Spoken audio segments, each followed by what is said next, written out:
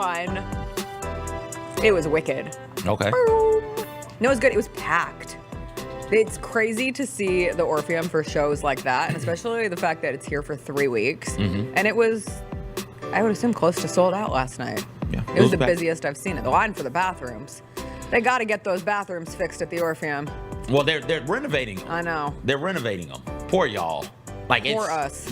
Yes, right. And by y'all, I mean women.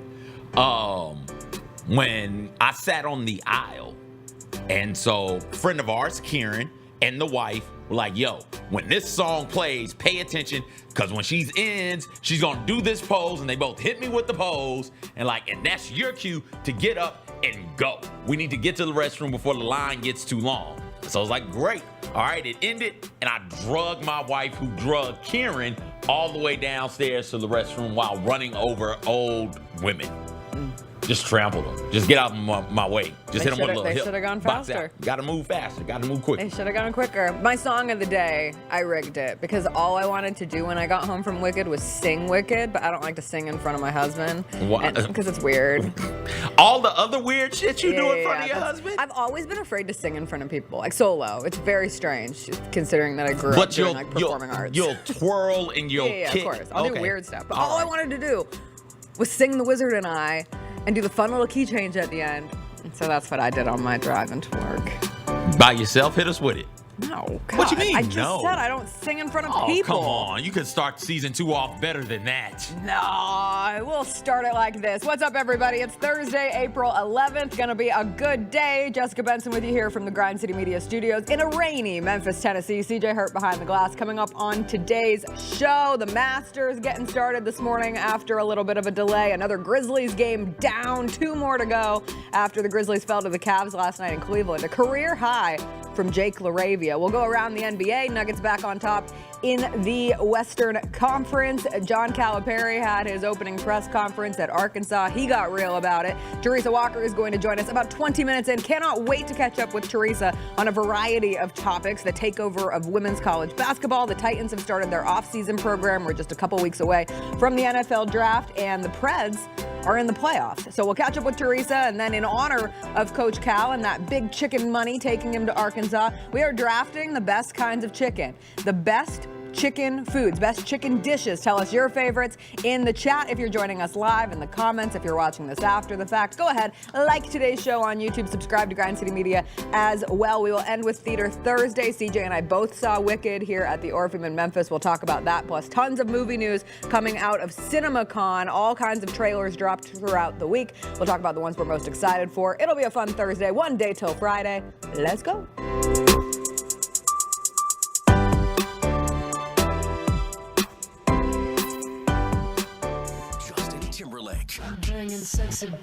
The Forget Tomorrow World Tour.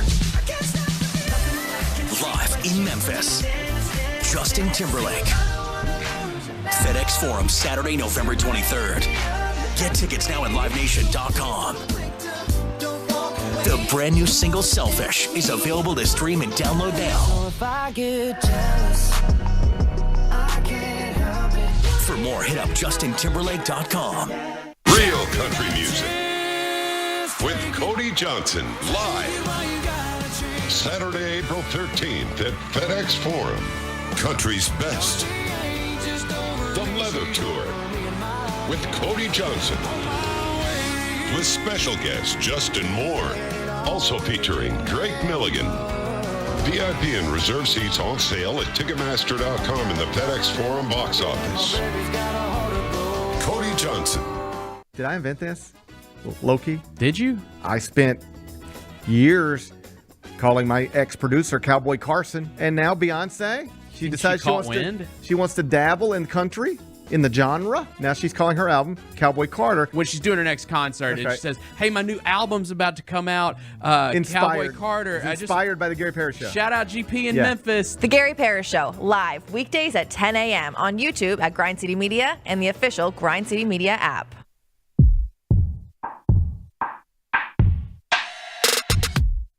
He's looking for the hot hand. Jaron got the step, got the flush. There's no layups on that one. Electric rowdy, intense. They bring the same mentality that they bring anywhere into the building. If they were mad about something, they're bringing it in. If they were happy about something, they're bringing it in. So we need all that energy times 1,000.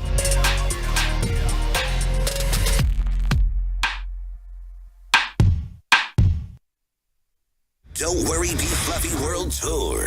The minute you get into a brand new relationship, like magic, you know who really notices just how happy you are, guys? Other women, not your woman.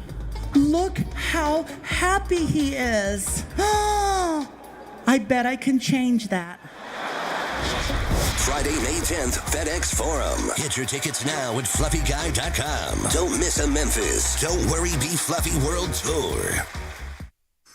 Hey Grizzlies fans, after exciting hoops and a lucky night of gaming, where do you rest your head? Look no further than Southland Casino Hotel, proud sponsor of the Memphis Grizzlies. Our high-rise hotel is the epitome of luxury and comfort. Picture this, you've just finished an evening of gaming and dining, so you head on over to one of our 300 rooms to end the night. Choose from standard, suite, and presidential suite, plus we're pet-friendly and offer mobility scooters for rent. It's a seamless experience for everyone. And don't miss the Main Street Exchange, right in the heart of our casino lobby. Whether you're craving a snack or need a souvenir of your stay, we've got you covered. From polo shirts to shot glasses, take a piece of the Southland excitement home with you. So come stay and play at Southland Casino Hotel, where every moment is designed for your enjoyment. Book your hotel stay by calling 833-703-3350 or visit online at southlandcasinohotel.com/hotel. Guests must be 21 years of age or older to check in at hotel. Must be 21 plus. Play responsibly. For help quitting, call 800-522-4700.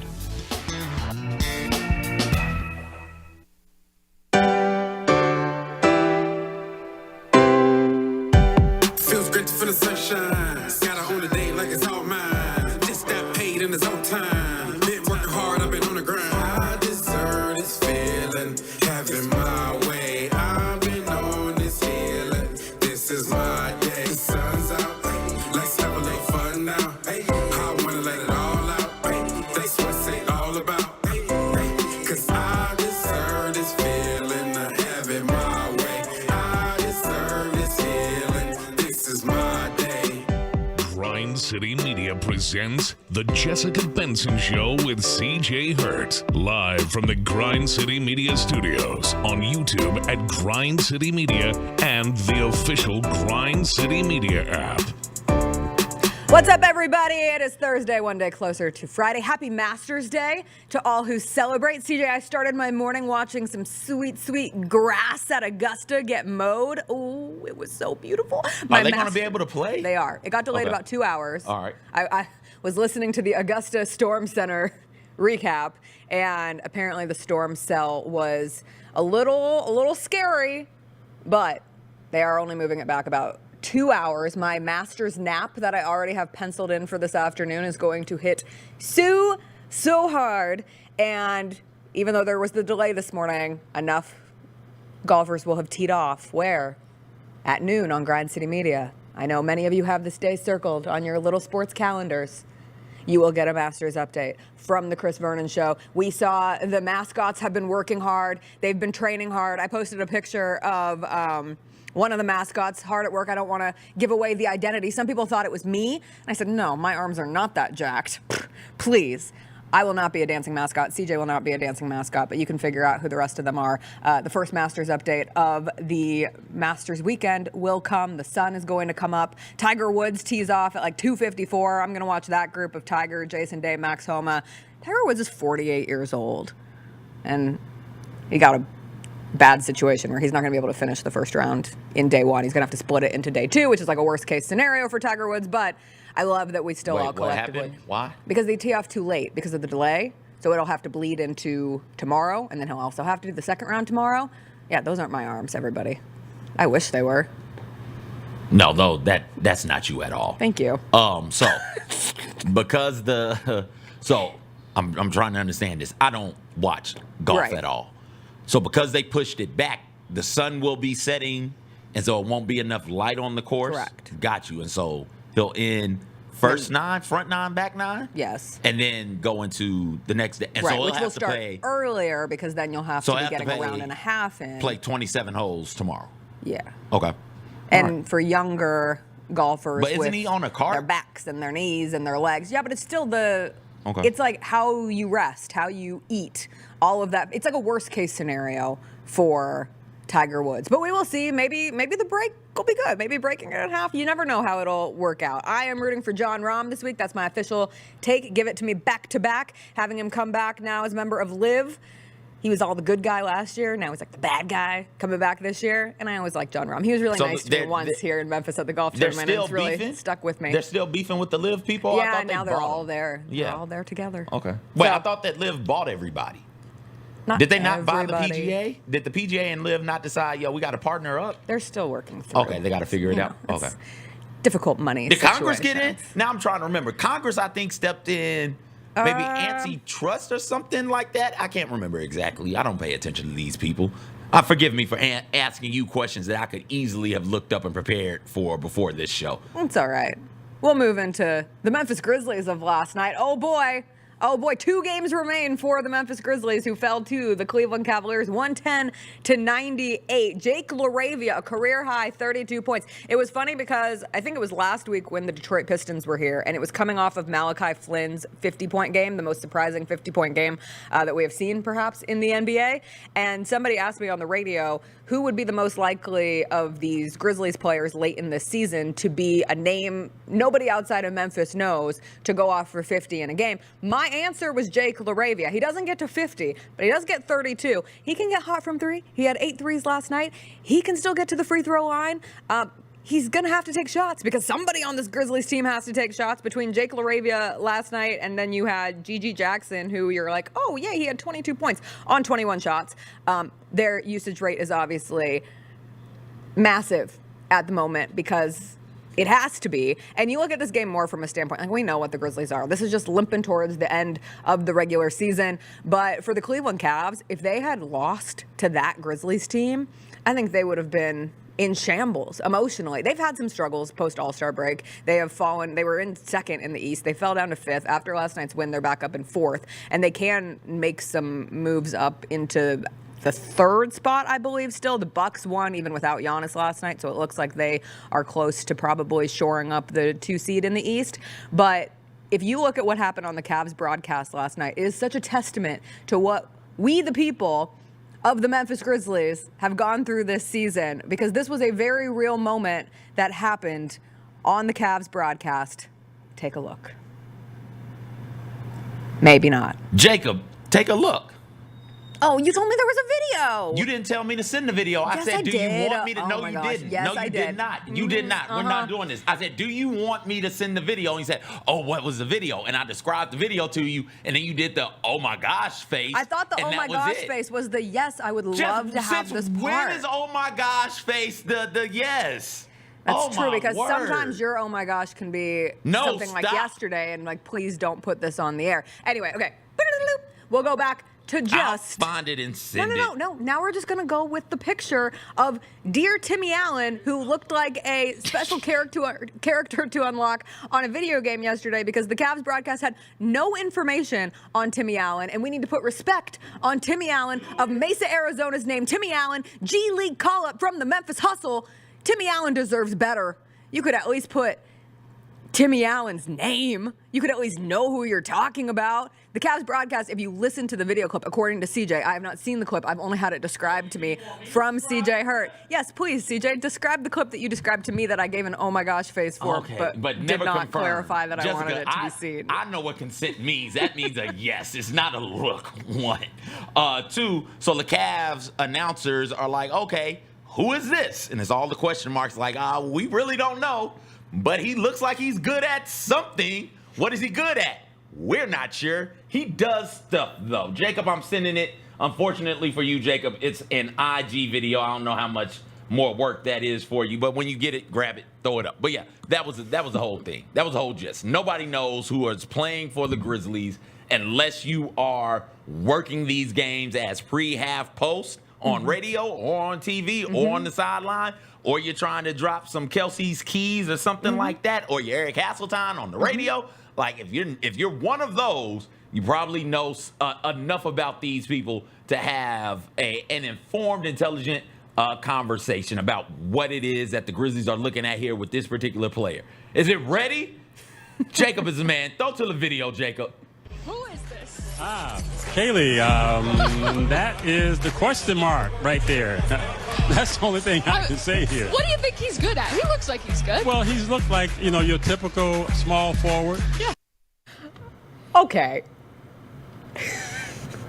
What? I get that it's funny, but this is a very real NBA broadcast. Learn the dude's name. You want to know what? You're on air. Okay. He's listen. really. You had an opportunity to share something about Timmy Allen. Maybe I'm being emotionally attached You to are, because we would do a that. player. The Grizzlies would do something like that here, and it would get chuckles. Okay, you want to know what happened to me before the radio broadcast? I do want to know. Yes. Please share. God, who did we just play here? The Spurs. Yeah. So the Spurs have two radio play-by-play announcers because they have Spanish radio as well. So I was talking to both of them before the game, and there was a player down on the court, and I had never seen this player with my eyes before. And one of the play-by-play guys was like, "Who is that?" And I said, "Oh, I don't think that's a player. I think maybe that's a new member of the training staff. I don't quite know who that is." And they go, "No, somebody told us that's a player. Who is it?" It ended up being Jack White. And so what did I do going into my pregame show? I researched Jack White of Duke. Jack White on whose team? Jack White on our team. Yeah, that's why you did it. If it was Jack White on the Spurs, you wouldn't have researched it. You wouldn't have looked into it. Okay, then why is the Cavs broadcast even flashing up a picture of Timmy Allen before the game? To highlight the fact that the Grizzlies are historically the most injured team ever in NBA history. To highlight the fact that the Grizzlies are routinely 2, 3, sometimes 4 times a week signing 10-day contracts. The Grizzlies are routinely have 7 players on the active roster and have to call up somebody, I don't want to say random, but kind of random from the hustle routinely. That highlights that point. No disrespect to Timmy Allen. Timmy Allen, right? Yes, excuse me. No disrespect to Timmy Allen. Apparently a Texas Longhorn legend. People in Austin love that man. Correct. Shout out, make the most of your opportunity, man. Because right now, nobody knows who you are. And honestly, nobody should. Timmy Allen of Mesa, Arizona, a consensus 4-star recruit. Great. Started his college career at Utah, where he registered 2 double-doubles in a span of 6 days for the Utah Utes and wins over Colorado and California. He ended up transferring to Texas because of a coaching change. He was named to the second team All-Big 12, as well as the all-newcomer team. He averaged 12.6 rebounds and 1 steal per game. And on February 11th, 2023, he scored his 2,000th point in a win against West Virginia. He went undrafted out of Texas. He has played with the Memphis Hustle this year. And voila, now he is a meme of a choose your new selected character. So when we get to the Timmy Allen part of the naming these Grizzlies that we're going to play, I will never forget Timmy Allen. Okay. You can forget Timmy Allen. I will remember all 33 men who served on this Memphis Grizzlies team this year because they still showed up. They still played the games. They still competed. The Cavs should have blown that team out. Now I'm mad. Cavs should have blown that team out. It was a 12-point game. That's valiant. That's valiant from the Memphis Grizzlies. 32 from Jake LaRavia, 22 from Gigi Jackson. How many did Timmy Allen have last night? Don't ask questions. You worked yourself into a frenzy. You led us to the Timmy Allen, and then you're like, "Nah, don't worry about it." Well, he had 2 points. You can't do that. He was more effective. He had 4 rebounds. He fouled out of last night's game, so they had to know his name. He did some things. He sure did. Things were done. He looks like he's good at something. He looks like he's good at something. Listen, man, it's hard. All jokes aside, no disrespect to anybody put in this situation. Be it Grizzlies front office, coaches, or the players themselves. But it is hard to be one thing and then all of a sudden to get the call up for this to be your chance and you're up and you've got to play has he gotten a chance to practice? Like sometimes these dudes just show up, walk in. Oh yeah, this was the second night of a back-to-back with 8 players that they just left. I'm pretty sure White just showed up, walked in, and was like, start warming up, shoot around. These are the types of plays that we'll run, maybe. Figure it out. Go out there and ball, man. Like, that's hard to do. And for them to go out there, the individual players and the coaching staff, for them to go out there game after game after game like this, with this being over them, and go out and fight and compete and just simply put ball.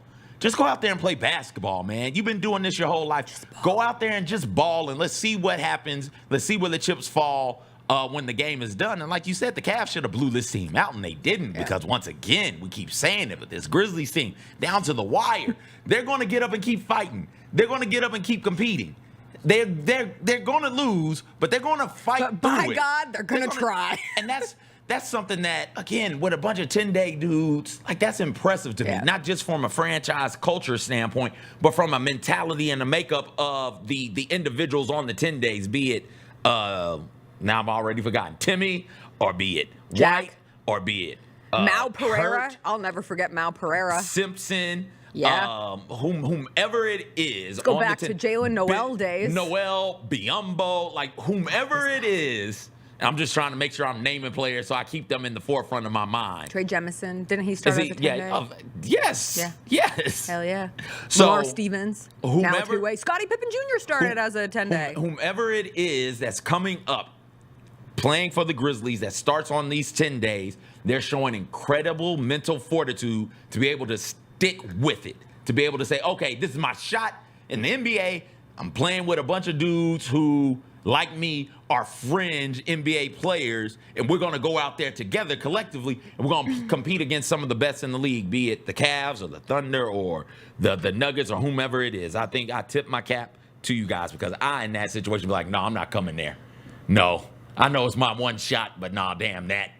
I did think of that while they were playing the Spurs the other night. Like, how many of those guys will now have stories? Trey Jemison, for example. And he's played really well, right? But to look back, as we talk about welcome to the NBA moments, and you're up against Victor Wembanyama, and whatever Victor Wembanyama grows into, I mean, we're talking about him like he could be the greatest NBA player of all time when all is said and done. And if that's your first moment, like, hey, I was, on a 10-day with the Memphis Grizzlies, and I went up against Victor Wembanyama's rookie season. That's something to remember. I did want to give a quick note on the Denver Nuggets, who took claim to the top spot in the West after beating the Timberwolves 116-107 last night. The Denver Nuggets are going to do it again, aren't they? The Denver Nuggets are going to do this again. Nikola Jokic earlier in the day was like, I don't think it's a really big game. It was a big game technically. And it was a big game for Nikola Jokic. 41 points, 11 rebounds, 7 assists, 3 steals. He shot 80% from the field. He was 2 of 2 from the three-point line, pushes Denver back into the number 1 seed. Nikola Jokic is a comedian. For him to say it's not really a big game and then put up that stat line is just a reminder of who Nikola Jokic is. Give him his 3rd MVP. He deserves it. He's unbelievable. Watching that Nuggets-Timberwolves game last night was just, one, I would love to inject 7 games of that in a conference final situation straight into the basketball veins. What? Was that too much? You're not getting 7 games in that series. Okay, fine, 5. Yeah, come on now. Like, it's not a big game for Jokic. It's just he goes out there and does it's just a game. It's just it literally is. He's gonna go out there and do whatever his team needs to win. No more, no less. His team needed him to be that last night, and that's the scary thing about the Nuggets and the scary thing about Jokic. Is if that's what they need, damn it, he'll be that. There was a game earlier this season. There have been a handful of games earlier this season, specifically one against the Pistons stands out, where Jokic did nothing and subbed himself out in the 3rd quarter. Why? Team didn't need him. I think he finished with like 7 points and like 3 assists, 2 rebounds. Like, all right, I'm done. I'm gonna sit down. He improves the Nuggets net rating by like 24 points by possessions. It's unbelievable. Anyway, as we continue on through the remainder of the regular season, just remember the Denver Nuggets are just right there again. Doing it against Rudy Gobert. Oh yeah. Doing it against Defensive Player of the Year, Rudy Gobert. Best defense in the NBA this season. They had nothing for him. That's that. And they had nothing for the Nuggets when he was on the bench either, which was crazy. That Nuggets bench of Christian Brown and Peyton Watson, they're 2 little defensive menaces. Like, I was very impressed by them last night. Anyway, we got to take a quick break because the queen herself, Teresa Walker, returns to the show. It's been a couple weeks since we were able to catch up with Teresa Walker. The Titans coaches talked yesterday. We'll get her take on the storylines coming out of that. Plus, women's basketball has taken over the world. We'll talk about John Calipari's introductory press conference at Arkansas. All that and more with Teresa Walker when we come back.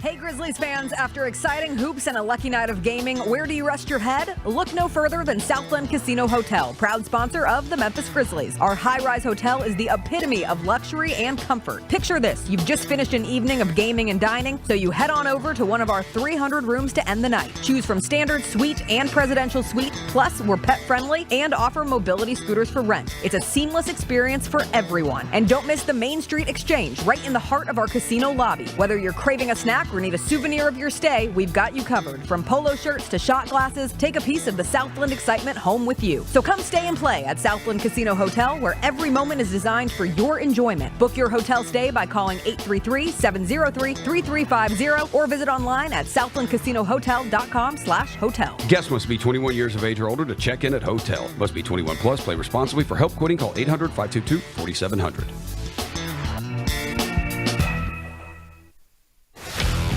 Let's face it, there's a lot of trash talk in basketball, but the great teams let their performance do the talking.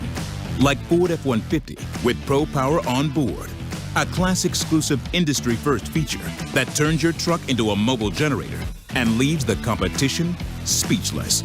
Ford F-150, official truck of the Grizzlies. Greatness starts here at your Mid-South Ford dealer. Class is full-size pickups under 8,500 pounds, GVWR. Sauced by Will Smith is taking the championship taste to FedEx Forum. Come enjoy your favorite lineup of sauces on traditional and boneless wings the next time you see the Memphis Grizzlies play. All of your favorite sauces, including the famous Garrick sauce, are now available as you cheer the home team on. Visit Sauced by Will Smith inside FedEx Forum at your next Grizzlies game, or come visit us anytime at our location in South Haven, Mississippi. Championship sauce, championship taste. Come get sauced today. Now for a limited time, the new $1.99 crispy tender wraps are here at Sonic. Who could deny a crispy chicken tender with bold flavors like hickory barbecue and cheesy Baja? And we can't forget the crisp lettuce and melty cheese to make the perfect bite. Wrap yourself up with some TLC, tender, love, and chicken for only $1.99. Sonic $1.99 crispy tender wraps. Tax not included, limited time only at participating Sonic drive-ins. Are you a healthcare professional looking for a new experience? Look no further than Travel Nurses, Inc. Our extensive network of healthcare facilities across the country offers you the opportunity to discover new destinations while pursuing your passion. We provide competitive compensation, flexible contracts, and dedicated assistance. So join our community of nurses and allied health professionals and start your next adventure today. Visit our website at travelnursesinc.com for more information. I wondered so much when I was watching it how much of it was to prove I am not this guy's little brother. Oh, for Powell? I still remember the song you made about Powell. That was you, right? That was you. No. It's deleted. It's gone forever. I still remember. Mark, I was back in Spain. I was about to make a couple of calls down in Fraser. I'm like, go get this, man.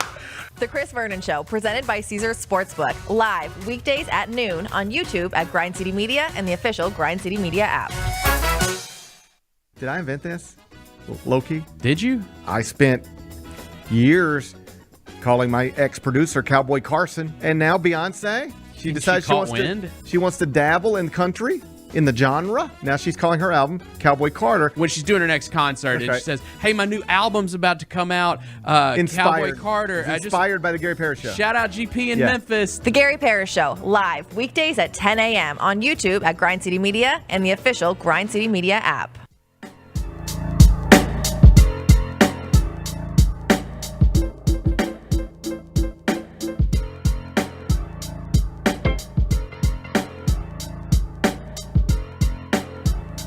Welcome back. It is Thursday, and I am so excited to catch up with one of our all-time favorites, Teresa Walker. Teresa, welcome back. How are you? Teresa! Hi! Nice. And that was an impressive use of emojis to promote me returning this morning. So thank you. I mean, it should be a big moment, and I appreciate y'all's patience and love. It's been a challenging month, but it's crazy, isn't it? The NBA season's about over. The NHL season's over. The Titans started their off-season program this week with their new coach. The NFL draft is 2 weeks from today. I mean, here's what matters to me. the NFL draft starts, and it's like the Predators could be hosting. Thank the Lord there's a Tim McGraw concert on night one of the NFL draft at Bridgestone. So I know they can't play that night. So it's like that's what that's a behind the scenes thing. It's like I'm balancing this, I'm balancing that, I'm doing this. The WNBA draft is Monday night. Yes. And it's like there's just 14 million things going on. It's like I had somebody call me yesterday. It's like, what you got doing? And it's like, what do I not have going on right now? Do you have a favorite Tim McGraw song? Are you a Tim McGraw fan? I am a Tim McGraw fan of the man. I like some of his music. The one that probably jumps out at me the most is "Live Like You Were Dying." I was skydiving. I was rocking mountain climbing. Yeah. I'll leave the singing to you, Thank baby. You. It's one of my favorites. It's the only Tim McGraw song I know, but yes. In 2019, a colleague who works entertainment, she got Tim McGraw. I got Mike Rabel, then the Titans coach, to sit down together before the NFL draft was being held in Nashville. So yes, I did get to talk to him, interview him, and so that was fun. I'll just say this: Tim is in a short intermission, chance to. I really like the guy, so I'm just saying. All right, just saying. We have a lot of people in the chat, all of the Titans fans who are very thirsty after yesterday because, like you said, Titans have started their offseason program, and we heard from Brian Callahan. We heard from both the offensive and the defensive coordinator, and I'm just going to leave it up to you, Teresa, because you know this team far better than any of us. What was the biggest thing to come out of Titans' availability yesterday? I'm going to say two things. The fact that the defensive coordinator, Denard Wilson, is probably the happiest man in that building that they traded for L'Jarius Sneed. I mean, not shocking, right? I mean, after secondary being such a massive problem, this team had 6 interceptions all of last year, worse than the NFL.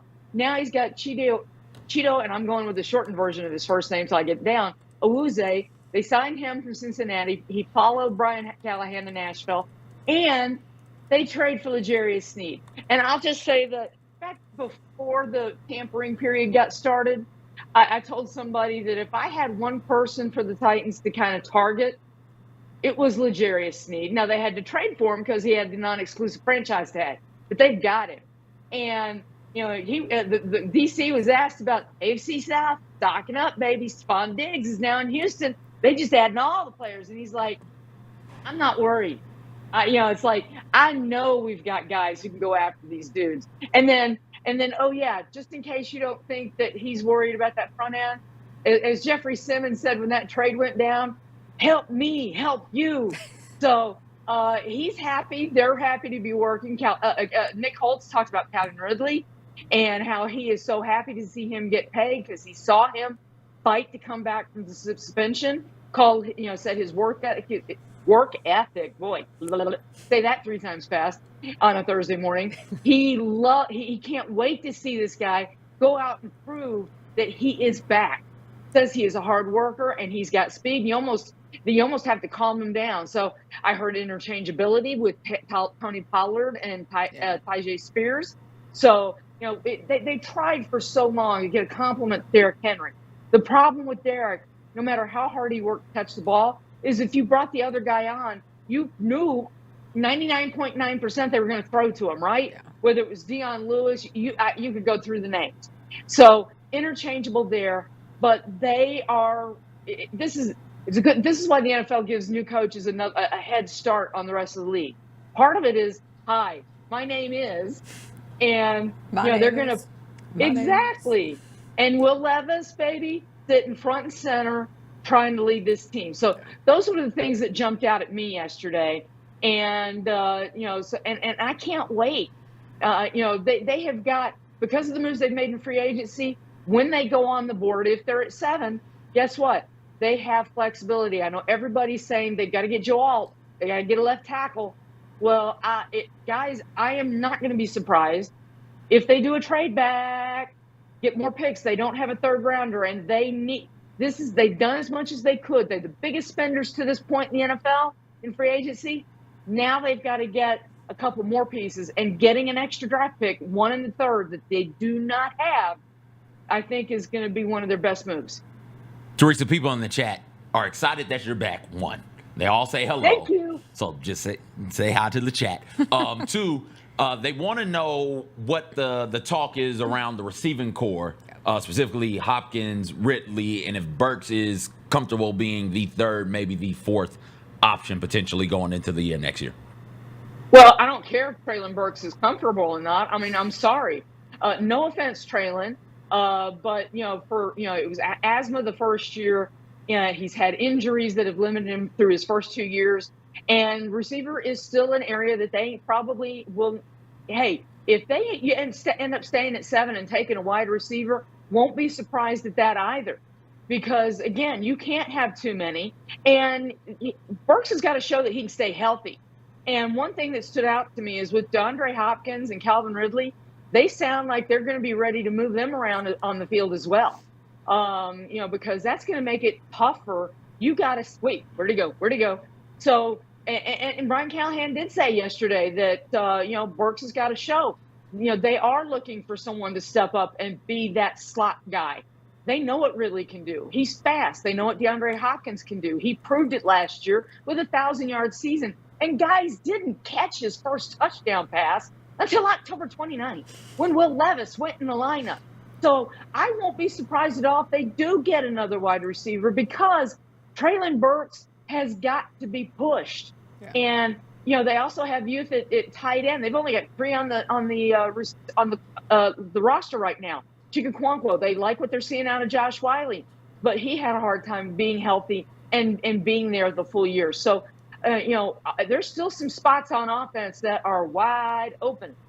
Teresa, I have wanted to talk to you about the biggest story in sports, and that is women's basketball. It has had its moment. It has had brightness in the sun. And from a sports media standpoint, just to see all of the attention, whether it be from Dawn Staley in South Carolina, completing a perfect season, everything that comes with Caitlin Clark and her journey to becoming the leading scorer in college basketball history and everything that she has meant to Iowa. We had the retirement of Tara Vanderveer take over the space a couple nights ago, which felt like a bit of a surprise as she stepped down, and she's one of the greatest coaches of all time. From your perspective and in your seat, I'm curious, what makes you comfortable or inspired, I guess, that this is not just a mere moment for women's basketball, but that this could merge into the new normal of how we pay attention to the sport? 2 things. The talent is there. I mean, why have people been calling for the W to expand? It's because, there are players coming out who cannot get on teams. And we know these girls. And this is the advantage of NIL is, Bayou Barbie. If I say that, people are going to know that's Angel Reese. Right. You say CC these days, Caitlin Clark, Cardoza. I mean, she's going to live in Paige. Yeah. Exactly. These girls are being known by their first name. I mean, there were more storylines for the for the women's tournament than there were the men.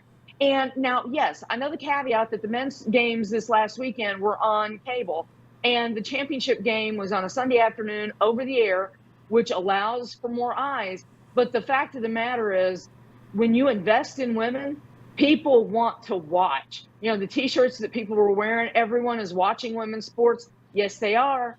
Maybe. And oh, by the way, they were selling out Final Four site when Pat Summitt was still coaching at Tennessee. So that's not new. It's just new that they are putting all the games on TV, giving people a chance to get to know these women and become invested and love watching them be competitive. And it ain't going away. I want to see them put the entire Final Four on over the air next year. Put some more games on ABC, okay? And just flood the zone with games. People want to watch. And oh yeah, there's a new coach over in Knoxville. And for the people saying, wait a minute, she's young. Are they paying her enough? Is she being paid underpaid? Calm down. I'll say this. I think Kim Caldwell knows what she's stepping into with the shadow of Pat Summitt hanging over that building, and she's ready to go. So guess what? They've got next. Teresa, you brought up we hadn't had a chance to talk to you since Tennessee went out there and made the new coaching hire. What did you think about the hire? Do you think expectations need to be recalibrated for the women's basketball team? Because last coach, I do believe, a couple of Sweet 16s here recently before they decided to move on. Exactly. I mean, Kelly Harper's record and Holly Warlick's before that, fine.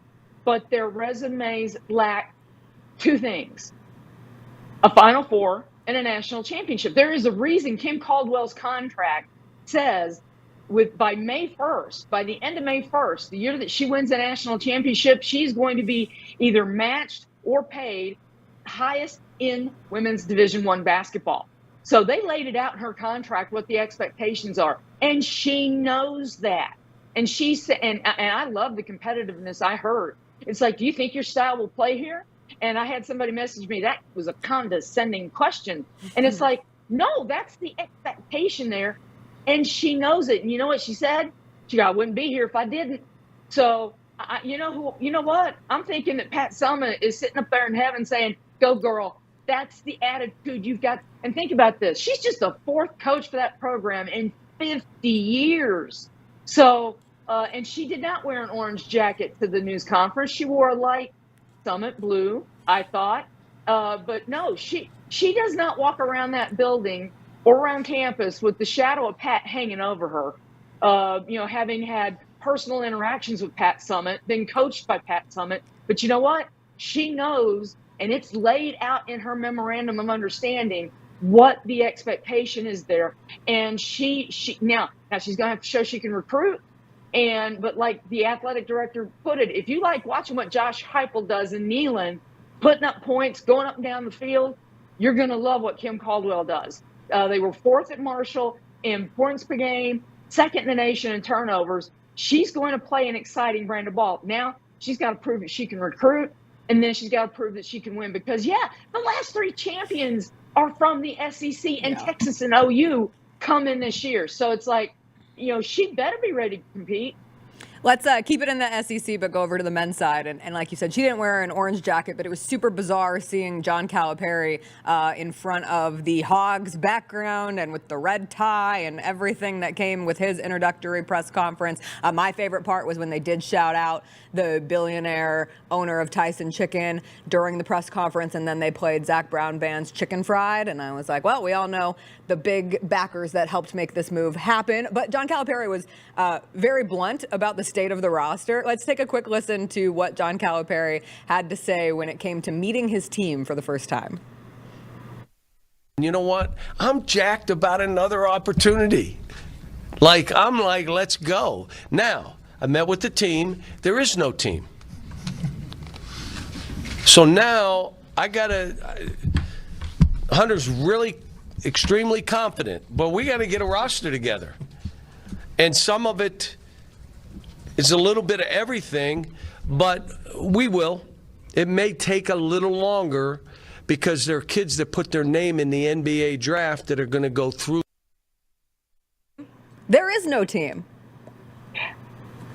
Well, guess what? How many players in the transfer portal right now? Right. Every college coach is trying to scramble. Tobe Awaka went into the portal at Tennessee, and that's a team that was this close to a Final Four, okay?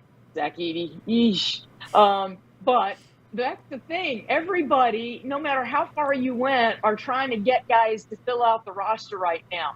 Women's teams are trying to do it. It is portal season, baby. So welcome, John. It's interesting. As somebody who covered John Calipari's intro newser there in Memphis, somebody was like, did somebody get him some red, or is he still wearing blue when he showed up? And it's like, the man's been wearing blue for a quarter of a century now, essentially. So it's like, he's going to have to, they're going to have to just fill his closet with new stuff. Tyson or Walmart people will take care of that. Don't worry. But every coach is building their roster right now. And I cannot wait to see, because it felt like, and Memphis fans, you know this, did it not just feel like John was coaching to see how many guys he would get picked in the first round in June at the NBA draft? And I'm sorry, that's not your job when you're at Kentucky. And it won't be his job when he's at Arkansas. It's to coach and win. And I'm just, it's like the weariness of him, especially coming to Nashville for the SEC tournament, which is seen as the Kentucky Invitational, because, yes, the expectation is you win that, no matter who you are, John Calipari. And it just felt like he was, at this last tournament, it felt like he was ready to move on. And so this is the best for everybody. And it's weird because there's a whole generation that only know John Calipari as the Kentucky coach. But one national title in 15 years, not going to cut it. So, John, get busy, just like every other coach in college basketball. You want to know what I would also really like him to get busy on? We got to have an Arkansas-Memphis home and home. This has to be the moment. Bring it back. Yes. Can you imagine? He's not doing that. He's doing it. I don't know if Penny Hardaway's doing it at this exact moment. No, he's not doing that. He doesn't want to do that. No. Well, what makes you think he wants that? Neither of them probably want that, but let's face it, this is a situation where Arkansas, with the new coach, and Memphis with Penny, they can both scratch each other's backs in the non-conference and help boost their non-conference schedule because, yeah, it does matter. And, who better to, test your team against? Because that's what the non-conference slate has become, is finding out, okay, I got these guys. So many of them are new. What can I do with them now before you get into conference play? And it matters more to Penny and Memphis with the league that they're in. No offense. And, I mean, my God, I have no clue what the SEC basketball schedule is going to look like this next year with 18 teams. 16, 18, no, 16. It still feels like they're getting ready to go to 18 because it feels like the landscape of college athletics is changing still. Yeah. We just can't see the chairs moving behind the scenes right now. Teresa, I wanted to ask you one quick question about the Olympics because those are going to be here before we know it. And I saw you shared the AP story about the fact that some Olympians are going to have the chance to win money this year at the Paris Olympics. The track and field athletes, the gold medal winners, will be able to win $50,000 in prize money in Paris this summer. And this is such a huge break from the amateur status that has accompanied the Olympics forever. What went into this and how can this affect the other sports? I have more questions than answers, I guess. Well, here's the thing. That is track and field doing it. There have, national delegations have been giving money for gold, bronze, and silver for, a couple of Olympics at least. This is an own sport doing it. So think about it like this. If USA Basketball was to suddenly come out and say, okay, U.S. men, U.S. women, you go win yet another gold, we're going to give you extra money. Because when the U.S. women won hockey gold back in 2018, that got them a little bit more money because under the contract that they had secured just a year and a half before that, maybe it was a year ago. I've slept since then. But the concept of amateurism, long gone. And, as the NIL level switches the ground in college athletics, the key is going to be how much does it hit Olympic sports like track and field, rowing, and sailing, things like that. And their own sport specifics, giving out money for golds is going to help because the money's got to come from somewhere for these athletes to keep training and keep working and to be competing at the highest levels. And let's be honest. I mean, unless somebody sets a record in track between Olympics, are you paying attention? Mm-hmm. There's no Usain Bolt right now. Allison Felix is retired. So it's like, who's got next there? Money is going to help keep that pool and track and field going. You'll be in Paris this summer. Can't wait for your experience. Have you ever covered a Masters, Teresa? I guess I did. 2015. I got a plaque over on my wall for a story I wrote from there. A plaque? What was the story on? The chair tradition at the Masters. When you watch the Masters, look around 18. There are no grandstands. You place your chair there and across the course. As soon as they open the doors and let people in, you can't run at Augusta, but you go place your chair, leave it there all day, and come back when somebody's walking up 18 to putt out.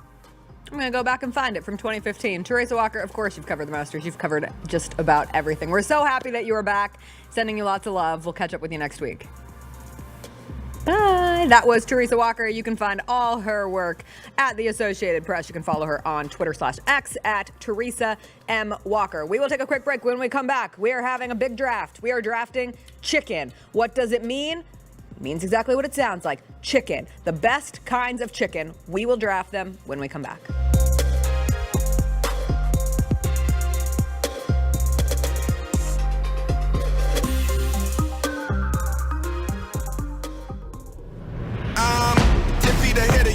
Something you'll never do. I turn around and I level you. No motivation is needed. Look, I put myself on the pedestal. This isn't your fandom to the next level with the official Grizzlies app. Go all access and behind the scenes. It's got to be heavy defense. That's where it starts for us. Personalized to where you are and who you are. Get easy access to ticketing, the game day guide, and your own app customization right at your fingertips. Upgrade your experience and download the Grizzlies app today. Let's face it, there's a lot of trash talk in basketball. But the great teams let their performance do the talking. Like Ford F-150 with Pro Power on board. A class-exclusive industry-first feature that turns your truck into a mobile generator and leaves the competition speechless. Ford F-150, official truck of the Grizzlies. Greatness starts here at your Mid-South Ford dealer. Class is full-size pickups under 8,500 pounds, GVWR. LifeCare Ambulance is proud to be an official partner of the Memphis Grizzlies and FedEx Forum. At LifeCare, they wear their hearts with pride. Their passion is their people. They want you to love what you do and where you do it. Their employee-driven culture encourages a healthy work-life balance and supportive work environment.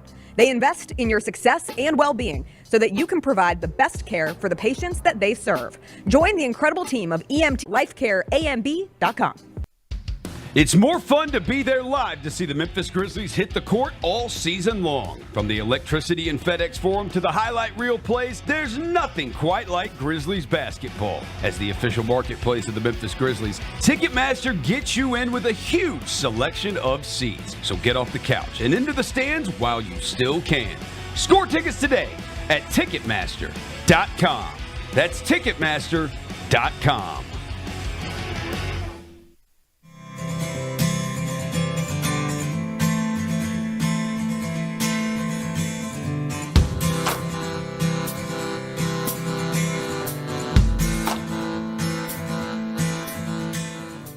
Vince Williams is going to go to All-Star Weekend. Now, what a great thing for him. Kudos to Vince Williams Jr. You know, he was an injury replacement on the Panini Rising Stars. He'll get a chance to be part of the All-Star Weekend Showcase. Hey, Grizzlies fans, be sure to tune in to Grizzbeat, where the panel and I break down all things Grizzlies and take a look at the rest of the NBA as well. The show is live every Wednesday, 2 p.m. on YouTube at Grind City Media and the official Grind City Media app. Students, get back to the grind and cheer on your Memphis Grizzlies at FedEx Forum. Don't miss out on our exclusive student ticket program presented by Big River Steel. Get affordable tickets for all the major showdowns, including matchups against the Lakers, 76ers, Nuggets, and more. Sign up today to get alerts about this exclusive ticket deal at grizzlies.com/students.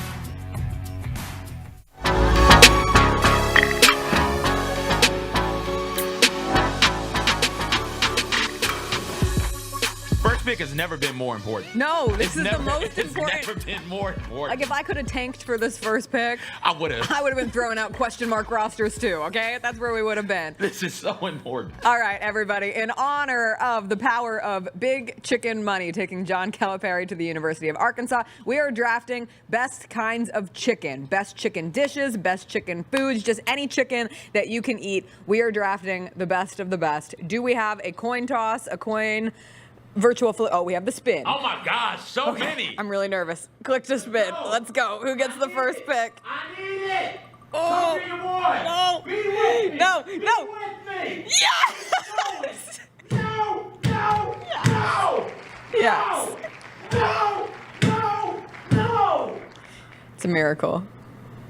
You always get the first pick. You got the first pick last time. Yeah, that's that one time. You always get the first pick other than that one time, and any other time I get the first pick. I'm fixing it. Good I'm the Jonte Porter of the drafts. Of course you are. All right. With the first pick of the chicken draft, I am selecting the Victor Wembanyama of chicken tenders, also known as chicken strips. The most popular... Wait. That's what you went with? Yes. Oh, wait, Jacob, also we got to do the thing in the middle for the social. Right. Boop, boop. But chicken tenders. Chicken tenders. Oh, then that reaction was unwarranted. I apologize. Okay, hold on. Let me give an ode to chicken tenders. The thing that still exists on menus that makes grown adults say, "Can I order off the kids' menu?" I go to restaurants for their chicken tenders. I judge restaurants on their chicken tenders. If you need something that is always 99.9% of the time a hit, chicken tenders. You can't mess them up. They are perfection. They continue to be one of my favorite foods of all existence. Chicken nuggets are like family, but chicken tenders, better than chicken nuggets. Give me the tenders / strips. That's my number one pick. The number one pick? Yes. Now I feel like a stereotype. It's fried chicken. Are chicken tenders not fried? Well, you tell me. If you take chicken tenders, do I not get fried chicken?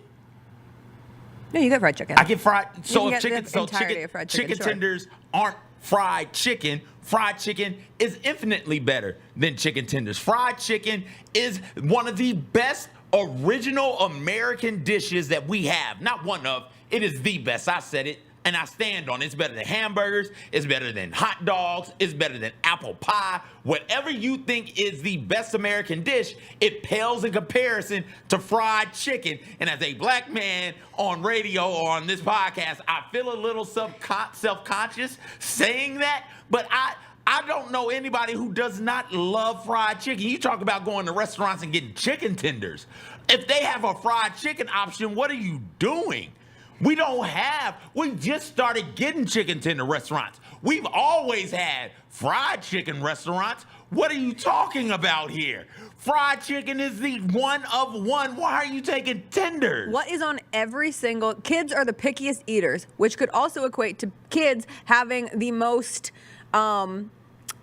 advanced of taste buds because, they're really picky. It has to be the best. There's a reason why chicken tenders are universally on every kid's menu across the country. My own husband has turned on me. He said, fried chicken is 1,000 times better. He called me a chicken tender whore. I mean, Jessica, you had the first I'm hurt. pick, and instead of taking Victor Wembanyama, I'm hurt. You took Hasheem Thabit. Okay. Oh my gosh, I can't believe I got fried chicken. Now I'm really self-conscious. You should be. Chicken tenders is a great chicken tenders. Is this how they felt when they took the beat? Eventually. Eventually. I now know how general managers feel after they feel so confident chicken in a number one pick. Of one. Yeah. It's a great next pick. If I had first pick and I took fried chicken, and then you took the tenders, that would be great. But one of one with fried chicken sitting there, staring you in the face? I just think that was a major mistake. I love fried chicken. I love especially a good drumstick, a good wing. But if I had to pick my favorite kind of fried chicken, it's the chicken tender. So I will confidently ride. But again, you're saying that chicken tenders are different than fried chicken. Yeah, there's a specific of the fried chicken variety. Your next pick.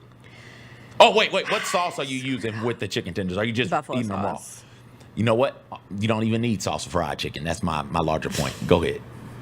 You got You're not wrong. You got it. Next pick. Second All pick. right. After botching the first pick. Oh my God. Now I feel like I have to really make up for it. You can't. With my second pick, I'm going to take chicken parmesan. Okay. Chicken parmesan's incredible. It's breaded chicken with Parmesan cheese and breadcrumbs, and then it's covered in a marinara sauce. Chicken Parmesan is delectable, and it's usually served with a side of pasta. Chicken tenders are usually served with a side of French fries, which is the perfect complement. Chicken Parmesan is usually served with some kind of a pasta, or it's just served with straight chicken Parmesan. I'm so self-conscious right now. You should You have be. no response to chicken Parmesan? Chicken Parmesan is certainly a top 10 chicken dish. It should not be two. You are botched up your first two picks. There are two Americas, people. There's the America all of us live in, where fried chicken is clearly the best type of chicken. And the second best type of chicken, you might say tenders, you might say wings. That's what I'm going to say. I will take party wings, number 2 with my pick. You just left party wings in Memphis, in the great state of Memphis, Tennessee. You left party wings. You left chicken wings on the board for me to take number 2 because you wanted what? Say it. Oh my gosh. Coming in today, I did not want to do this draft. I thought that today we should have done like a musical draft. Oh. And we'll still do that. We will still do that. I wish I would have spoken up though to save you from this. Party wings Are you kidding me? All of those sauces, hot sauce, the wet lemon pepper, honey just gold. dry lemon pepper, honey hot. Gold, honey hot, barbecue, sweet barbecue. What are we talking about here? In Memphis, you just leave party wings for the kid? Give me party wings number 2. My gosh. What are you doing? I'm messing up. Chicken tenders and chicken parm, 1, 2. Save it with 3. I left it for you for 3. What did you leave for me? What do you want to take for 3? I don't want to be the chicken expert on the show. The black guy can't be the chicken expert on the show. But you made me the chicken expert on the show. Chicken and the wings. You're stereotyping I feel me. like the draft is over. It is. I'm also stereotyping myself. If this guy, of course, they're gonna clip the this. little white girl. They're gonna chicken clip tenders this. and chicken parm. People are gonna make fun of you, and they should. They should be mean to you in the comments section. I'm not prepared. Oh my Reddit gosh. said JB about to pick Dino Nuggets with her next pick. And she is. Is it on the list? Maybe. Come on, man. I'm not taking them. Okay. This has to be very serious, and I have to figure out what I have to snipe from you. You because can't. You're sitting on something. You're done. Just take whatever you're gonna take. Take the cordon bleu or something I like hate that. cordon bleu. Okay. All right. Take something. Thank you, Jacob. Although I wish you didn't have it. Okay. I don't want to embarrass Jessica like this. Go ahead. With my third pick, I'm going to take.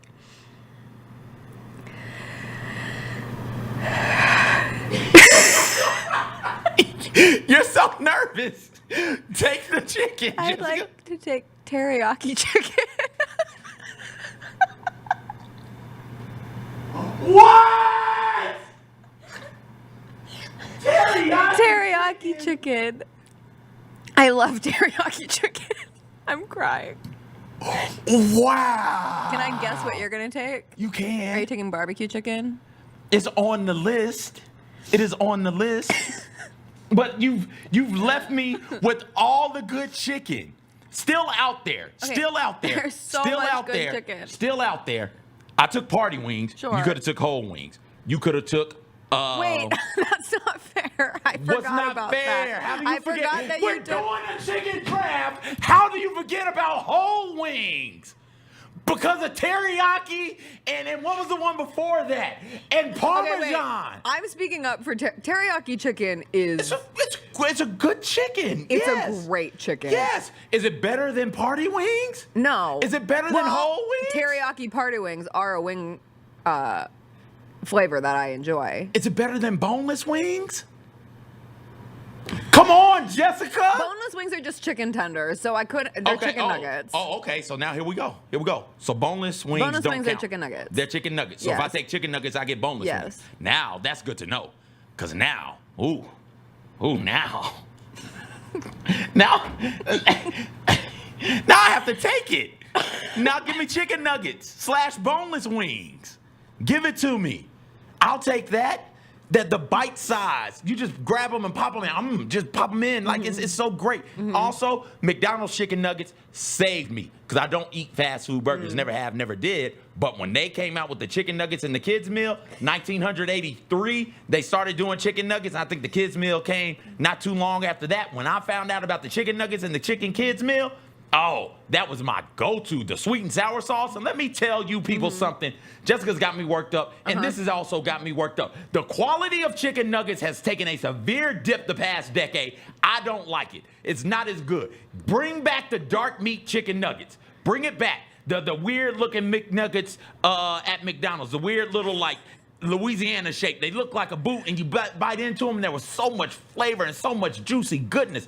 Even the Wendy's nuggets has taken a step down as well. Give me those nuggets. Make chicken nuggets great again. Give me nuggets. Give me boneless wings as well. The Chick-fil-A chicken nuggets are my favorite. Are those nuggets? Yes, those are nuggets. Okay, those are are good. absolutely nuggets, and Those are good. With the Chick-fil-A sauce. Oh, listen, I can eat them sauceless. Just give them to me. You want to get really spicy? You want to get spicy at the Chick-fil-A? Yeah. Buy the nuggets, get the breaded nuggets, throw them in your macaroni and cheese. Superb. Congratulations. Wonderful. You played yourself, because now I'm going to take whole wings with my 4th pick, and I like whole wings better than party wings and better than boneless wings. Whole wings are my favorite kind of wings. Give me whole wings, give me honey hot, give me honey gold, give me the wings. My husband, I have to give these texts from Chris because they do provide context. He goes, Jessica, I can't. Chicken parm is great, but over wings, what is wrong with you? You love wings. I can't believe you didn't pick them. I can't even remember the last time you had chicken parm. Where did that even come from? I was just setting CJ, I was just tricking you all, because now with the 4th pick, the steal of the draft, some will say, draft analysts of the chicken draft will say, Jessica Benson saved the draft with the 4th pick. Whole wings. You put whole wings with tenders, with chicken parm, with teriyaki chicken, and whole wings right there at 4. This is shaping up to be. And look how diverse mine is. I have whole wings. I have Italian representation with chicken parm. I have Japanese representation with teriyaki chicken. Although I think that's just Americanized Japanese food. I'm not sure about teriyaki chicken abroad. Look at that. That's like it's a small world of chicken drafts. Jessica, you've got, according to analysts, they say you have more draft busts than the CBA. They say whole wings is right there with the 4th pick. They say, yeah, whole wings is like a Kevin Durant type pick, but your number 1 pick is Hasheem Thabit. Your number 2 pick is Greg Oden, and your number 3 pick is what? Anthony Bennett. Like that's what some are saying about your picks. That's what some. I'm not saying, but some are saying you drafted a bunch of busts, 1, 2, and 3. I would say chicken tenders is more in the like. You could have got chicken tenders 2 or 3. I didn't know. You reached on chicken tenders. How did you not know when fried chicken is sitting there? And you had the first pick. I can't do this with you. Okay. Now, like, look, things that won't get picked, probably. Things that won't get picked. Don't say it now. Don't what say if it I now? take one? I've surprised you on the others. Okay. Like, I love a good smothered chicken. Give me smothered chicken. Ooh, give me smothered nice. chicken. Okay. It's good. It's basically fried chicken with gravy on top. I love it. I'm not the NCAA. I will shout people out. 4-Way does an incredible smothered chicken. They do. Give me smothered chicken. Get that with the right side combination. Give it to me. I'll take it. Smothered chicken. This is tough. Okay. With my last pick. This feels like a make or break pick for my draft. Just go ahead and take vegan chicken and be done with it. No, you just. This is a non-vegan friendly draft. Okay. I'm going to take. Don't take one. It's not this. It is this serious. What? No, it was serious the first 2 or 3 still picks. very You serious. messed up the first 3 picks. It doesn't matter what you take now. The damage has been done. I can't wait to read these comments. And be extra mean in the comments section, please, because yes. My own husband is texting me that my first 2 picks are unforgivable. Yes!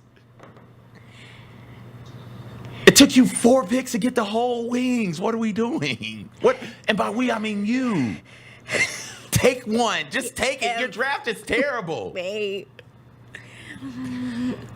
I don't say this lightly, but this is the most white girl chicken draft I've ever been a part of. Take chicken salad with raisins. Ew, I hate chicken salad. Oh, how dare you thrust that upon me. Well, thrust that upon you. You're the one taking chicken parmesan and teriyaki chicken. My gosh. I feel like because I took teriyaki chicken, I can't take another Asian fusion chicken. You can. You can do whatever you want to. Yeah, I know, but... Orange chicken, General Tso's chicken, those are still out there. Honey chicken is still Kung Pao out there. chicken is still out there. Do you want Kung Pao? I do love orange chicken. Yeah. No, I'm going to take what I actually want to take. Take and it. it's just, everyone's going to hate me. Yes, we are. Give me chicken pot pie. She's done. It's over. Hey, your mic is off. Nobody can hear you anymore. Take her off the screen, Jacob. There we go. Good. All right. Chicken pot pie. I would like to talk to you people for a moment. I am severely, sincerely apologetic for what just took place here on this show. We are better than this. This is not representative of me or of this show or of Grind City Media. So to the people in charge, to the bosses, to you, the listeners, to the people who have been rocking with us since day one, I am sincerely apologetic for the nonsense that took place on this show, on these airwaves here today. I apologize for Jessica. I apologize for myself. I shouldn't have let this happen as the producer. Other Jacob is apologetic as well. He shouldn't have let this happen as the director. We should have did a better job of containing this. Whatever this was, we should have did a better job of containing it. Give me, like, rotisserie chicken is still there. Barbecue chicken is still there. That was on my list. Popcorn chicken, which I'm assuming is too close to a nugget and boneless. But I do love popcorn chicken. Popcorn chicken is still there as well. Did I say jerk chicken? No, that's a good one. Because jerk chicken is still there. Cajun chicken. Bourbon chicken at the mall, which I just had the other week. Give me gizzards. I'll take gizzards. Okay. And again, shout out to Purdles. They do chicken. They have incredible chicken gizzards. You dip them in the gravy. Give me chicken gizzards. And this is the part of the show where we're supposed to run through and read off our list. I stand by my picks. This is a list of 5 chicken dishes that if any of those were put in front of me, I would be thrilled. I would be ecstatic. If I had a 5-day menu, if I was making a little paper menu for elementary school or adult school, aka work, and those were my 5 dishes of the week, I'd say, hell yeah. Hell yeah, brother. Read your list, Jessica. My list is chicken tenders, chicken parmesan, teriyaki chicken, whole wings, and chicken pot pie. Was this list made by a 9-year-old? No, it was made by a 32-year-old. A 9-year-old white chick. Yes, that's the issue right West there. West Coast white chick. Put all the qualifiers in there. West Coast white. West Coast white chick. Yes, and we don't like stereotyping on this show. We don't. And it's a damn shame that the black man severely dominated the chicken draft, proving that some stereotypes are true. We know more about good chicken than your people, Jessica. I didn't realize that. My list: fried chicken, party wings, chicken nuggets / boneless wings, smothered chicken, chicken gizzards. It's okay. We're going to take a break. Hey, wait, can I say 2 more that I had on my list that you didn't mention? Actually, 3. I was going to pick this, but then it would have been white bougie ass girl from the West Coast. Coco Van, which is French chicken, which is chicken and wine. It's like a white wine sauce with mushrooms. Is one of the best chicken dishes to ever exist. No, don't one read of the rest the best off. chicken dishes. Don't read the rest. Chicken chili.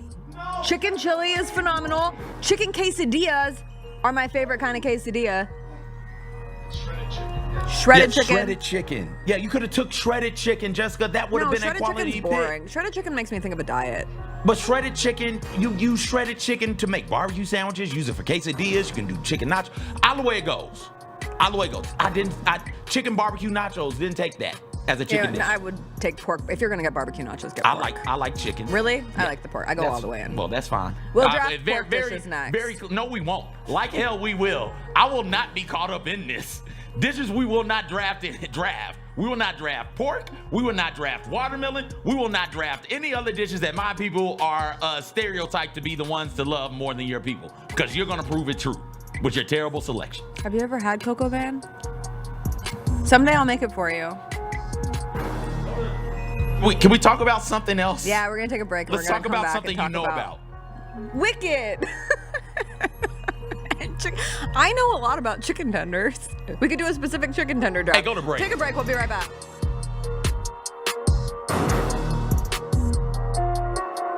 Grizzlies fans know it's the team that gives you the edge. Big River Steel does too. That's why we're recruiting the best talent to help us develop the sustainable steel needed for today and tomorrow. Join us at the edge of the future. Visit www.bigriversteel.com/join to join our dash team. That's www.bigriversteel.com/join to join our dash team. We know there's only one team you want to watch, and Bally Sports is the place to get your Grizzlies. Experience the comebacks, the buzzer beaters, the can't-miss Memphis-made moments live. Bally Sports keeps the grind going before and after the game, too, with Pete, Brevin, Fish, and Chris on Grizzlies Live. Watch Grizzlies basketball all season long with Bally Sports and streaming on the Bally Sports app. Bally Sports, home of the only team you want to watch. When it's all on the line, you turn to the strong, the stable, the unwavering. To those with a history of raising their performance to meet the moment. It's true in basketball. It's true in banking. Grizzlies Checking from Pinnacle. Play hard. Bank easy. Open a Grizzlies checking account with at least $100 and a recurring direct deposit by April 30th. And you could receive a $200 direct deposit bonus into your account. Details at grizzliesbanking.com. Member FDIC. There was some sad news coming out of the WWE. Michael Jones, also known as Virgil, passed away. He's a Virginia Union alum, so he graduated from an HBCU. He got his start in Memphis, right? Oh, man, you're absolutely right. He started in Memphis in 1985. Get all of your HBCU sports and culture news by tuning in to HBCU Huddle with CJ Hurt and Mike Wallace. New episodes drop every Thursday on grindcitymedia.com, YouTube, and Spotify. Let's talk about golf in the context of the Masters and everything else going on. What NBA players would you like to play golf with? My number one is Steph Curry. See, like I thought about this, but I don't want to play with Steph Curry because he is good. I want someone I can beat. Who? Charles Barkley. Is he bad at golf? Oh, when we finish this, you, Kelsey, everyone else, just go look for a Charles Barkley swing. IMHO with Lang Whitaker and me, Kelsey Wright Johnson, on YouTube at Grind City Media and the official Grind City Media app. I think we have the college basketball title futures. UConn's number one. I really like Houston. I'd have them winning it all, but you can't be giving Drake jerseys. What is wrong with you? Maybe the Drake curse is stronger in college basketball.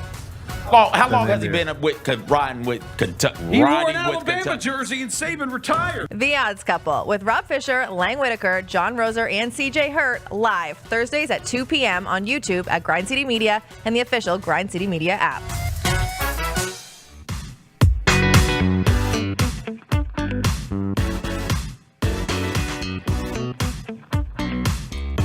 Hit the world with your papate out loud. Hit him with it. No, I was saying. Okay, first I asked, when's the last time you had chicken pot pie? Because chicken pot pie hits. The crust, the like creamy little sauce that it's in, the pea. I hate peas, but you put peas in a chicken pot pie. We're talking about the chicken, and the chicken is usually very moist. It has to be a chicken pot pie done right. I love moist chicken. Thank you, other Jacob in my ear. On a cold day, if you're like warmed up, blanket around you. It's snowing outside. Let me paint the picture. The snow is falling down. Yes. Cold day, blanket, snow all over the ground. You're picking party wings over a warm, steaming chicken pot pie. Give me the camera. I want to. Yes. Yes. There's nothing happening in this world that that would make me take chicken pot pie over party wings. What? I didn't take chicken pot pie over party wings. Now you're redrafting. No. That's what you just said. No, on a cold day.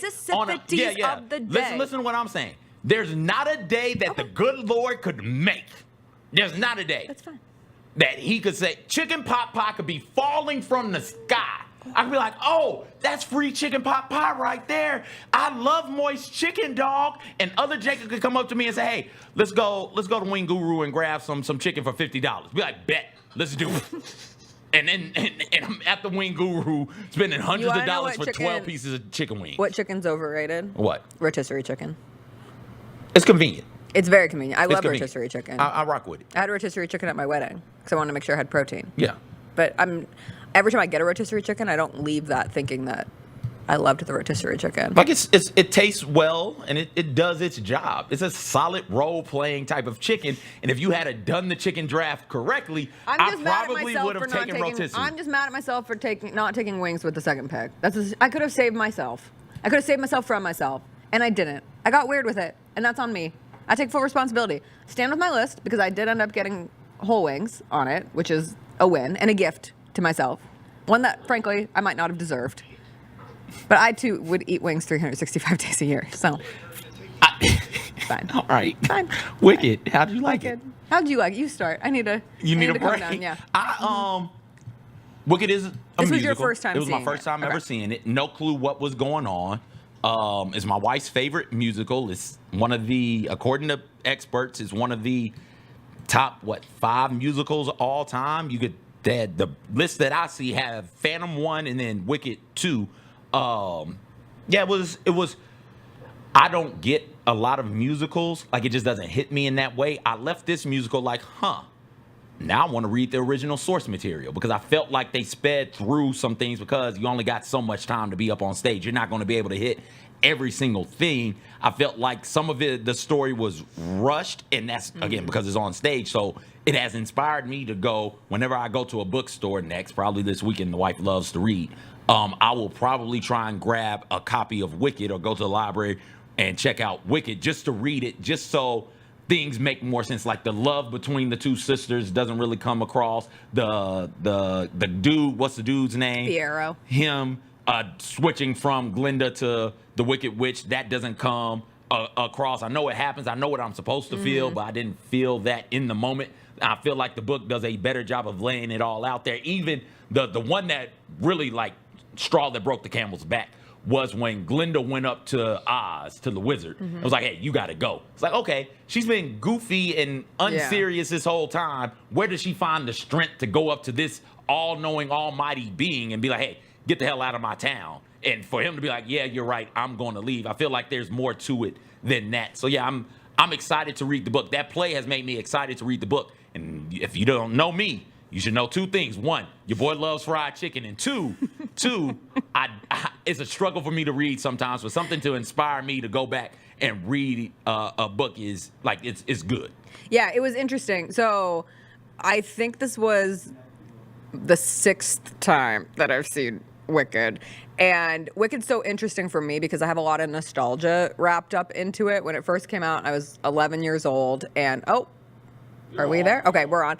Oh, the trailer for The Wicked. I went and my mom and I were on a trip to New York, and they used to do this lottery system when it first came out because it just became a cultural moment on Broadway. And it was Kristen Chenoweth and Idina Menzel, and they did a lottery every morning, and you had to get there early to the theater, and you would put your name in, and we struck out 2 days in a row, and we decided to try on a 3rd day, and we won the lottery. So we won front row tickets for free to go see Kristen Chenoweth and Idina Menzel. And so, like, that sets such a high bar for every Wicked that I've seen since, and especially on the Glenda side of it, because I just think Kristen Chenoweth absolutely bodied Glenda and set a very, very high expectation of what that character is. And through her performance, I feel like she added more depth to it because I was with you. Watching it with my eyes last night was the first time that I really took in a lot of the holes within the story. And this is a musical that was originally panned when it came out. Like, Wicked was panned by the critics.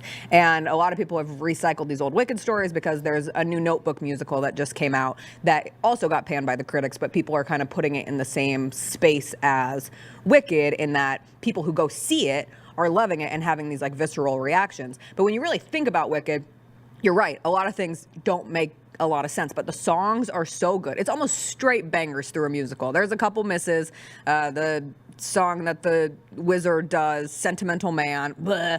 Every musical has one song with the old man character singing a song that nobody really wants to go back and listen to. But you think about The Wizard and I, Popular, Defying Gravity, of course, is the big Act 1 closing number, and that has become, like, the iconic sound within the musical, even when I know I've joked about it constantly throughout the week. Like, like, that's what I think of when I think of Wicked. As Long as You're Mine, For Good, the song that the 2 witches sing to each other as friends at the end of it.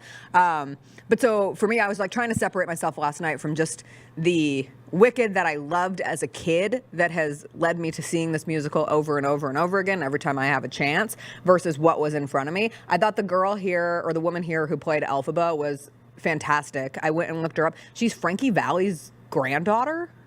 Like, Frankie Valli of the Four Seasons, Frankie Valli, and that's his granddaughter. And, like, the show will start, and you don't really know what the vocals of Elphaba is going to be until you get to the key change in The Wizard and I, and then she nailed it. And I was like, oh, we're in safe hands the rest of the way. But it's just good. I tell people all the time, like, if you have a kid and you want to take them to a musical for the first time, that's one to go to because it's very It's very colorful. The dance numbers are big and bold, and the special effects and the flying monkeys getting their wings and flying around the stage. And you have the whole dragon situation. We were not upgraded. We had to transfer our tickets because like our normal night was off. And so we got put in the second row, which was awesome, which is the closest we've ever sat for a show at the Orpheum here in Memphis. And that fog machine, they were laying it on thick. We were like embodied in full fog. But it's a fun show. And it's a feel-good musical, and that's why it can run for 3 weeks and it's sold out. And run for 3 weeks, haven't been around for since the 60s, right? 60s was the first time it came through. And it's not just that it's super popular on Broadway and in live theater. Watch TV, watch Wicked, and then watch TV and be like, oh, that's a premise from Wicked. Like, that's that. 30 Rock, we talked about this.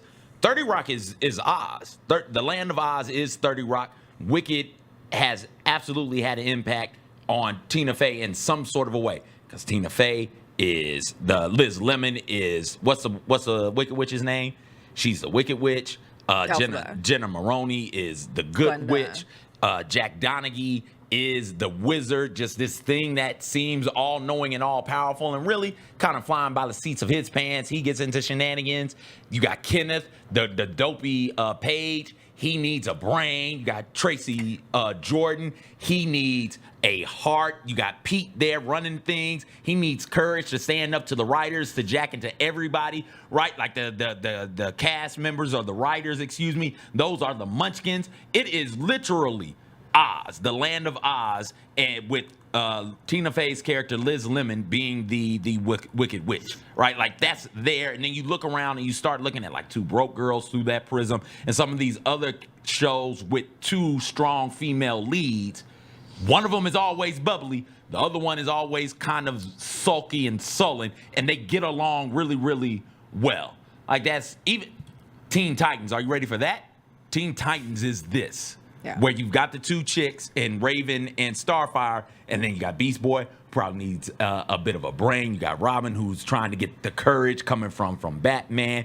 You've got Robin, depending on the Robin, he might need a heart because Damian, he's a little evil, little something gun. He might need a heart, and you've got a literal machine representing the Tin Man and Cyborg who needs a brain or what have you, right? Like there are those things happening across the way we tell stories, and that's I think in large part because of the success that Wicked has had over time. Yeah, it's also such a political show. Like watching it with 30-year-old eyes for the first time, you realize how political it is. And that story, we hadn't fixed that. Again, this came out in the 60s, and it's still like hits, like silencing teachers, silencing educators, silencing those that are different than you. This came out in the 2000s. Oh, Wicked came out in the 2000s. Wicked came out in 2003. I thought Wicked had been on Broadway since the 60s. No. Oh. No. So Wicked just came around. I mean, 20 plus years ago. Okay. But yeah. So Wicked came out in 2003. It was a response to The Wizard of Oz. So The Wizard of Oz came out in the 60s, I think, or before that. I'm not sure. I know it was the first use of, not the first use, because Snow White was the first use of color in film. But obviously they go from like the black and white of Kansas to, that was the other thing, like people don't know The Wizard of Oz, not people, but kids don't grow up on The Wizard of Oz like some kids did growing up, and so some of the Wizard of Oz references I feel like were like, woo, right over people's heads. But the political nature of it is, even if it was 2003, like it just rings so true. And this idea of, and I think we have a better understanding of it today, not because of Wicked, but just because of how we've grown and how we talk about things, like who is responsible for, or who gets the honor of telling stories and shaping how we view history and personalities, and the difference of somebody being, you know, a crusader or a martyr or a hero or a villain, and good and evil and all of that. And it tackles it in a really engaging way, which I'm sure kids are not sitting there being like, wow, I learned but like inherently that's what shows like that do. Yeah, we read a book. It wasn't Wicked. My mom would read this to us. It was basically the Three Little Pigs story. I forget the name of the book, but it was told from the wolf's perspective. Mm-hmm. And it was it's very much like Wicked, where, hey, what you've been told is true, everything might not be true. Here's the wolf's perspective. What you've been told is true in the story of The Wizard of Oz. may not be entirely true. Here's the villain's story. Here's why these things happen. And if you sit down and you think about it, sit down and think about some of these stories that we tell, be it Goldilocks or Wizard of Oz or what have you. The protagonist is probably the one causing the issue. Right? If you come through my town and drop a house on my sister and then steal her J's, like, yeah, we're going to fight about it. Steal the J's that my dead dad gave to her. Yeah, we got to fight. Yeah, I've got to find you, and we've got to, like, throw hands over this because, like, that's off principalities. Yeah. You can't do that. And so, like, it all makes sense. Dorothy was not that great.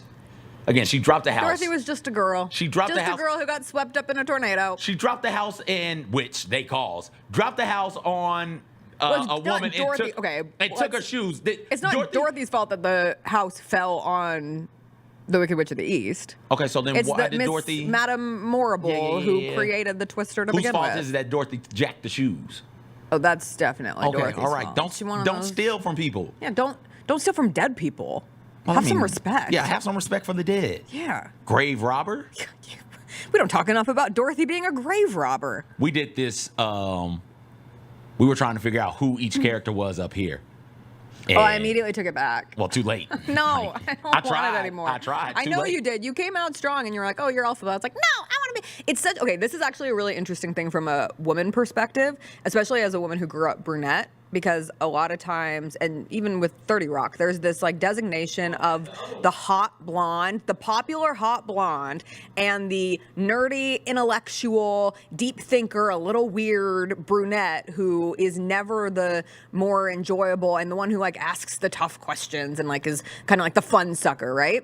And so when you, like, or for me growing up, you naturally associate with the person who has the hair color of you. So like I was always the brunette. So desperately you just want to be like the bubbly blonde. And now I've thrown peroxide in my hair and embodied that blonde part. But the thing I see with those women too, and we do this so often, but you have to be either or.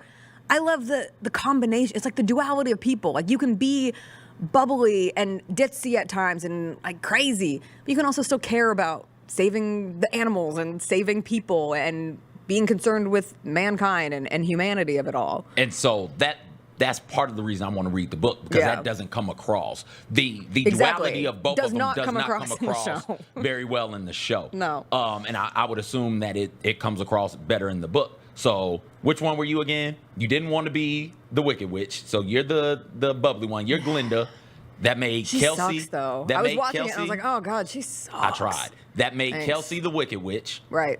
Then we said Bennett was a cowardly lion because he needed courage. We said Rosa was a scarecrow because he needs a brain. And he and Kelsey are basically work husband and wife. Like they're work spouses. They've partnered up in that way. And you're the Tin Man. I am the Tin Man because I need a heart.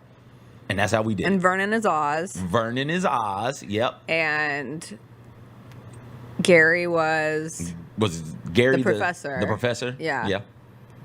We're workshopping it. Yeah, we're still trying to figure it out. We're still figuring out. I texted CJ. I was like, wait, give me Elphaba back. You tried so hard. Just like you tried to save me from the chicken wing. Listen, I don't try to put you in positions where you have to be magical, and a savior of sorts, but you really try to help. Today, I could have done a better job of being your magical Negro. I could have been a better black friend to you. I apologize. I could have just been a better. No, see, this is the problem. You could have been a better. I could have been a better. I could have been a better drafter. Been a better chicken ally. Could have been a better chicken ally. Everyone, please pray for me. I know you're not because you're saying that I dug this grave myself. Also, Jackie in the chat did point out that Dorothy is not a grave robber. She did not steal the shoes. Glenda waved her wand and took the shoes off of the dead witch, which just makes Glenda an even bigger POS. My God, and put them on Dorothy's feet. I would never. But I've lost all credibility as a human being after the chicken draft. Oh my God, I'm staying off the internet today. People are going to be so mean. We're going to clip that also. This is going to be as bad as the time when it was you, right? With you and Devin singing Chicken Head. Oh, yeah. That went hella viral. Yeah. Godspeed. See everybody tomorrow. I hope you have a wonderful rainy Thursday in Memphis. We'll see you then. Bye. If you were better at your job, people wouldn't be so mean. It's true. This is called reflection, self-awareness. Chicken parmesan. What? Like OJ. OJ Simpson? Yeah. Orenthal.